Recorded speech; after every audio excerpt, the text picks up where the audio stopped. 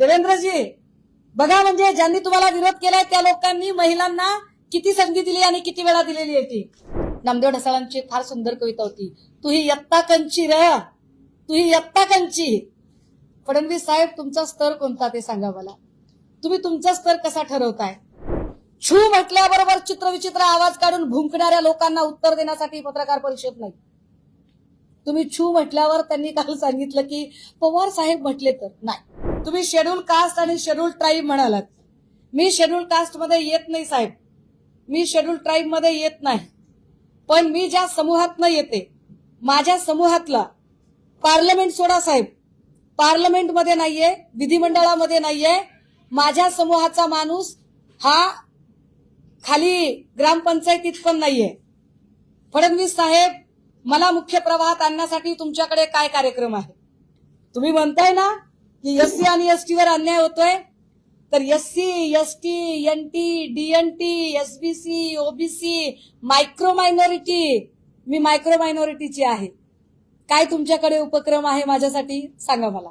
मी जरा अजून एकदा तुम्हाला सांगितलं पाहिजे. तुम्ही असं म्हणालात की 73 ऐवजी 275 महिला संसदेत गेल्या असत्या, आणि तुम्ही असंही म्हणालात की बीजेपीने खूप साऱ्या महिला मुख्यमंत्री दिल्या. फडणवीस साहेब, तुम्ही किती साली दिल्या हो महिला मुख्यमंत्री? मी जरा तुम्हाला यादी सांगितली पाहिजे.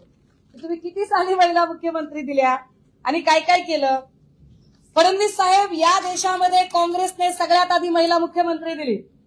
सुचेता कृपलानी उत्तर प्रदेशला 1963 ते 67 काळामध्ये मुख्यमंत्री होत्या.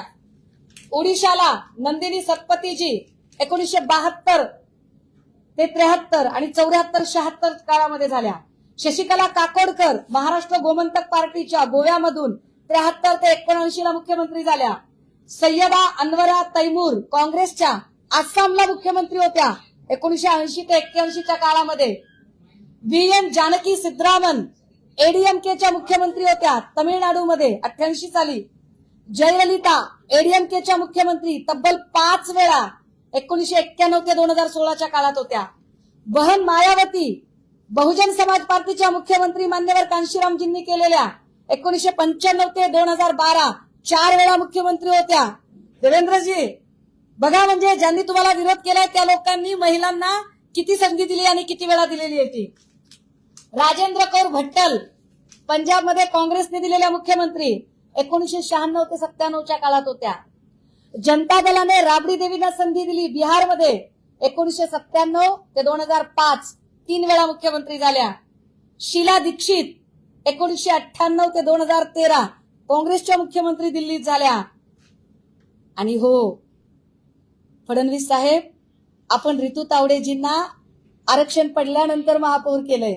मी हे अभिमानाने सांगितलं पाहिजे की किशोरीताई पेडणेकरांच्या वेळेला सर्वसाधारण जागा होती, तिथे पुरुष बसवता आला असता. परंतु मला अभिमान आहे माझ्या पक्षप्रमुखांचा की सन्माननीय पक्षप्रमुख उद्धव साहेबांनी सर्वसाधारण आरक्षण असताना आणि पुरुष बसवता येत असतानाही किशोरीताई पेडणेकरांची निवड त्या जागेसाठी केली. एवढंच नाही, ओबीसीची जागा असताना, ओबीसी पुरुष बसवता येत असताना सुद्धा श्रद्धाताई जाधव या महिला महापौरांची निवड त्यांनी केली. खुली जागा असताना आणि पुरुष राऊत यांची निवड केली. या मुंबईला, जिला देशाची आर्थिक राजधानी म्हटलं जातं, तिथे सर्वाधिक महिला महापौर जर कुणी दिले असतील तर ते आम्ही दिलेले आहेत. तुम्ही आम्हाला रिग्रेसिव्ह मानसिकता सांगताय, तुम्ही आमची रिग्रेसिव्ह मानसिकता ठरवताय. परत ते काय म्हणाले? ते असं म्हणाले की मी चॅलेंज देतो माझ्या स्तरावरच्या.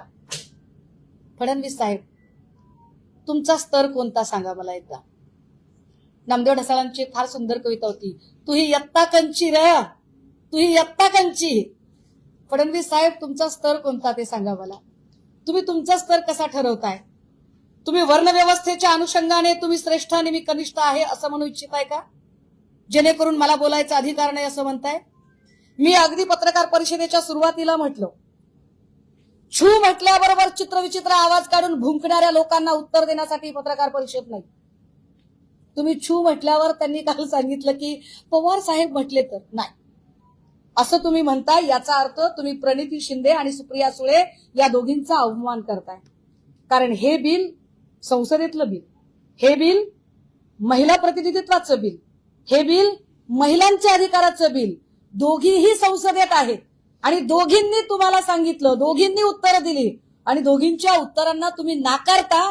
याचा अर्थ तुम्ही महिलांना कमी लेखता, हा स्पष्ट अर्थ आहे. तुम्ही सुप्रियाताई आणि प्रणितीजी दोघी जणी बोलल्यावर छे तुम्ही काय, पवार साहेब बोलले पाहिजे. म्हणजे महिलांनी उत्तर दिल्यावर तुम्ही त्यांना तुच्छ समजताय, तुमचा स्तर तुम्ही श्रेष्ठ दाखवताय. मग तुम्ही म्हणाल की माझ्या स्तरावरच्या लोकांनी, तुमचा स्तर कसा ठरतो? वर्णश्रेष्ठत्वाने ठरतो की पदाने ठरतो की वयाने ठरतो? जर तुम्ही पदाने मुख्यमंत्री आणि मी तर कोणीच नाही बाबा, मी तर आमदार नाही, खासदार नाही, मी तर कोणीच नाहीये. हा, पण हे बिल माझ्यासाठी महत्वाचं आहे कारण मी सुद्धा त्याच्यातनं जाऊ शकते. पण मुख्यमंत्री महोदय, जर तुम्ही स्तराची भाषा करत असाल तर मी तुम्हाला सांगितलं पाहिजे, मी वारकरी संप्रदायातलं लेकरू आहे आणि भंपक वारकऱ्यातली नाही, मी खऱ्या अर्थानं वारकरी संप्रदायातलं लेकरू आहे.